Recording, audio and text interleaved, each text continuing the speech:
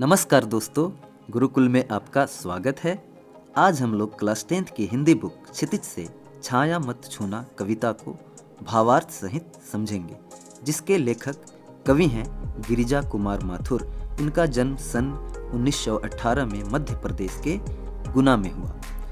छाया मत छूना कविता के माध्यम से कवि यह कहना चाहते हैं कि जीवन में सुख और दुख दोनों की उपस्थिति है, यानी कि जीवन में सुख और दुख दोनों आते हैं। कवि का मानना है कि जो बीत गया उसके बारे में सोचने से कोई फायदा नहीं।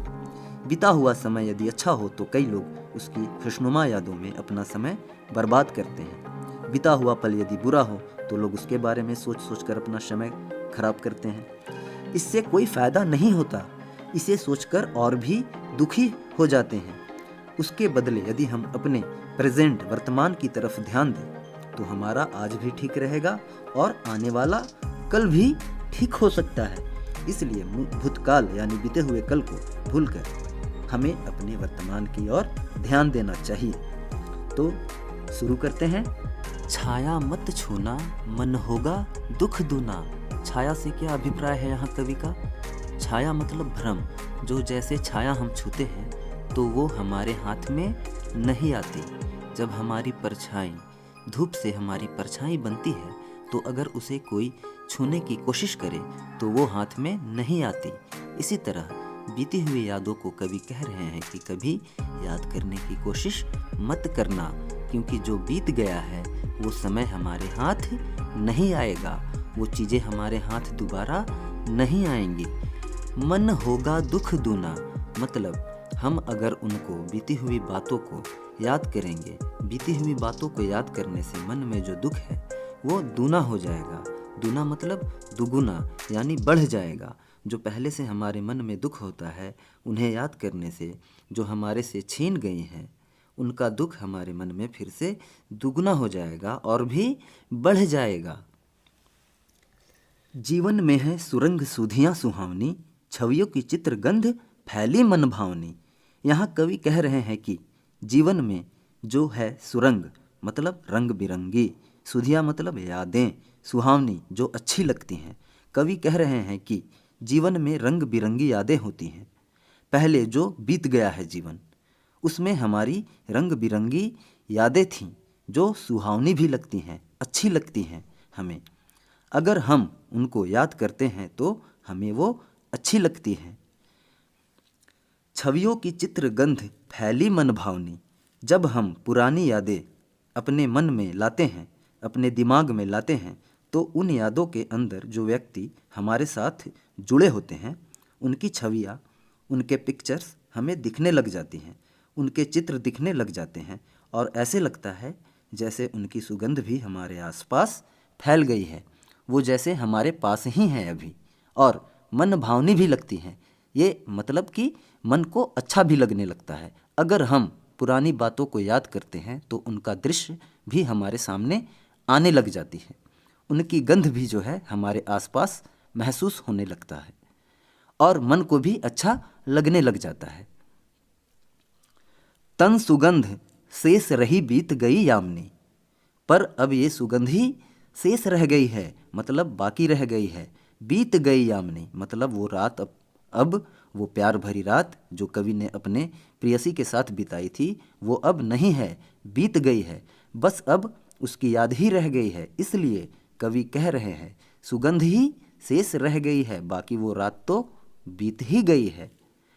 कुंतल के फूलों की याद बनी चांदनी।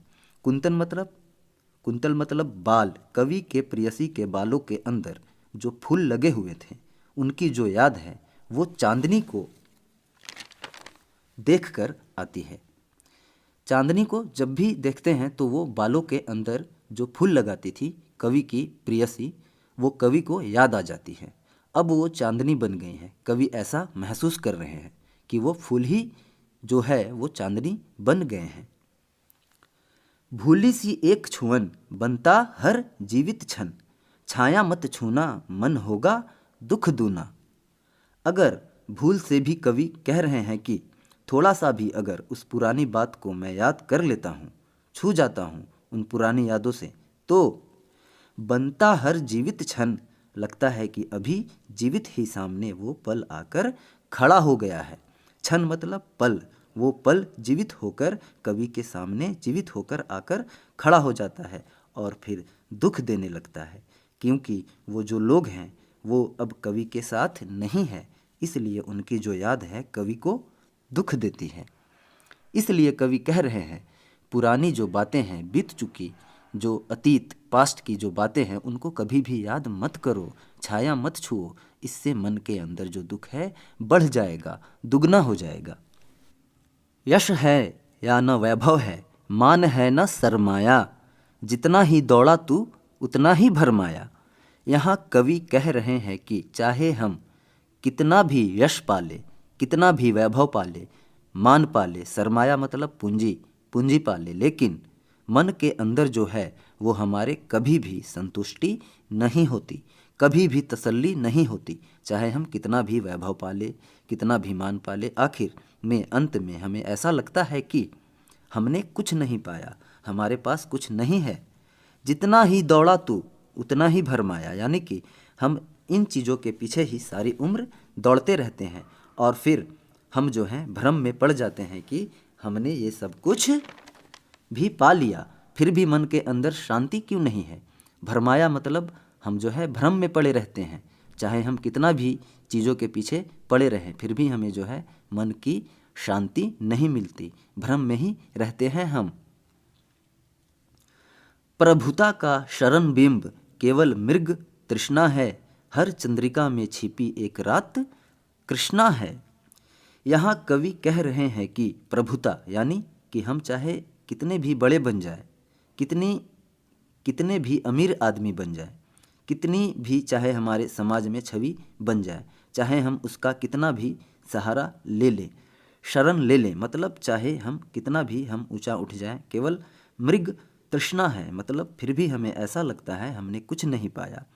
ये जैसे मृग तृष्णा है कि जैसे हिरन को जब रेगिस्तान में हिरन होता है तो उसको जब प्यास लगती है तो उसको लगता है कि हर तरफ पानी ही पानी है, पर जब वो थोड़ी दूर आगे जाकर देखता है तो वो पानी नहीं, वो धूप की जो चमक होती है उसके कारण उसे लगता है कि रेत पर पानी का समंदर है, पर आगे जाकर जब वो देखता है तो उसे पानी नहीं, वो रेत ही दिखती है।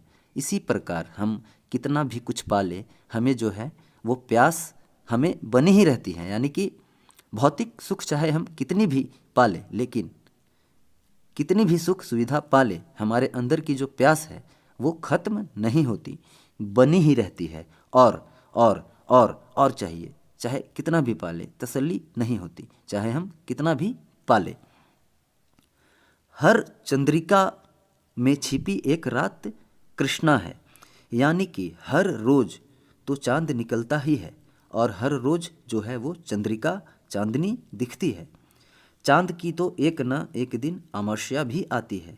कृष्णा मतलब अमावस्या की रात, अंधेरी रात होती है जिसमें रोशनी नहीं होती, यानी कि कवि के कहने का अभिप्राय यह है कि रोज चांद खिलता है पर एक दिन नहीं भी आता, यानी कि सुखों के पीछे दुख जरूर आता है, ये तो नियति है, सुख और दुख आना जाना है, एक बार सुख आएगा तो दुख भी आएगा ही।